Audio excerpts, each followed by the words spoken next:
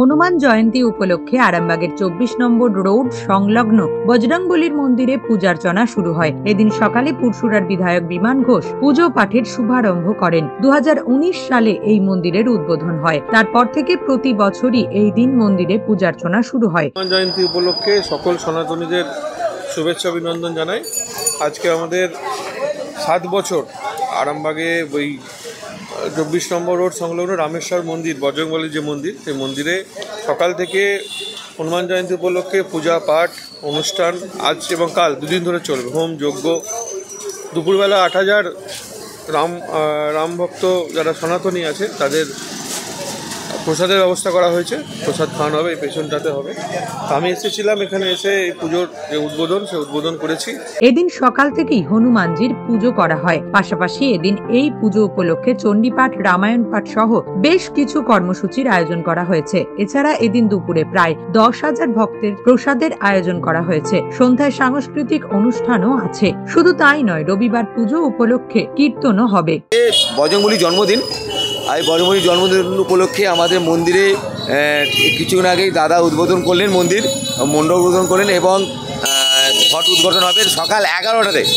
আমাদের মন্দিরে প্রসাদের ব্যবস্থা করা হয়েছে 10,০০০ মানুষের প্রসাদ, এবং যারা বসে খাবেন বসে খাওয়ার ব্যবস্থা, যাদের তাড়াতাড়ি তাদের বাটিতে প্রসাদ, এবং কোনো ভক্তদেরকে ফেরত যাওয়া যাবে না, সকলেই প্রসাদ পাবেন।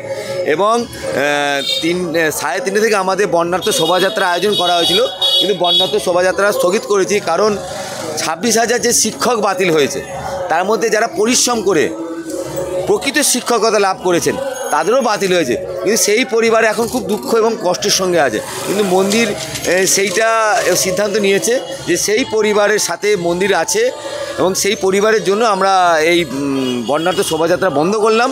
এর সাথে সাথে এমন বাকি যে অনুষ্ঠান আছে, ধর্মীয় নৃত্য অনুষ্ঠান, ধর্মীয় গান, এটা মন্দিরের সাথেই হবে। ওটা আছে সন্ধ্যা 7টা থেকে, এবং 7টা থেকে মন্দির থেকে পায়েস বিতরণ আছে। এবং আগামীকাল রবিবার আমাদের এখানে কীর্তনীয়া আসছে। আপনাদের মাধ্যম দিয়ে সকল সনাতনী কীর্তনপ্রেমী যারা আছেন তাদের আমন্ত্রণ জানাচ্ছি। কীর্তনপ্রেমীরা না যে করবেন, তার নাম হচ্ছে সুষমা বৈষ্ণব।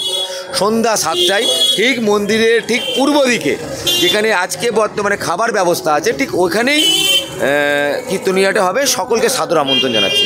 সকাল থেকেই পুজো উপলক্ষে সকলের মঙ্গল কামনায় ব্রতী হন মহিলারা। বেলা বাড়ার সাথে সাথে ভক্তদের ভিড় বাড়তে থাকে। আজকের দিনটা হলো খুবই গুরুত্বপূর্ণ দিন বলতে গেলে, কারণ আজকের দিনে আমাদের এই যে হনুমানজি জন্মগ্রহণ করেছিলেন, সেই উপলক্ষে আমরা সবাই আজকে এসেছি। এখানে দেখুন সবাই রয়েছে।